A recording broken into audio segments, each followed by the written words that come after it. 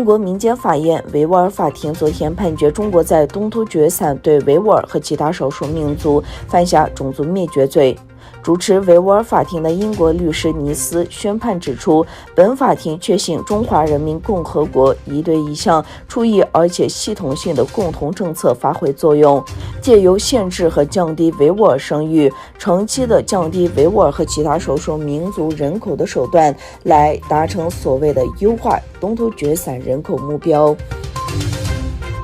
中国警告美国、澳大利亚、英国和加拿大4国宣布外交抵制明年的北京冬季奥林匹克运动会，日后将后悔利用奥运平台进行政治操弄。中国外交部发言人说，美、欧、英、加4国的政治操弄不得人心，自我孤立，必将为错误行径付出代价。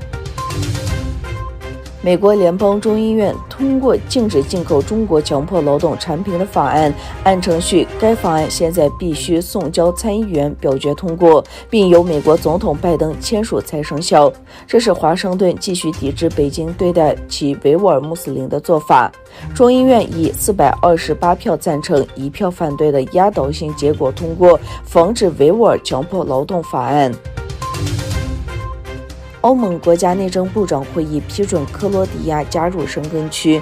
克罗地亚有可能在欧洲理事会批准后加入申根区，并取消与其他申根国家的边境管制。法国宣布不打算参与由美国牵头的对2022年北京冬奥会的外交抵制。美国以中国侵犯人权为由，做出外交抵制北京冬奥会的决定。法国教育部长米歇尔·布朗克表示，法国将不参与针对2022年北京冬奥会发起的政治抵制。布朗克表示，体育不应与政治混为一谈，因此法国不会参与外交抵制。俄罗斯总参谋长瓦列里·格拉西莫夫将军否认了俄罗斯正准备对乌克兰发动袭击的指控。另一方面，北约秘书长延斯·斯托尔滕贝格呼吁俄罗斯缓和乌克兰东部的紧张局势。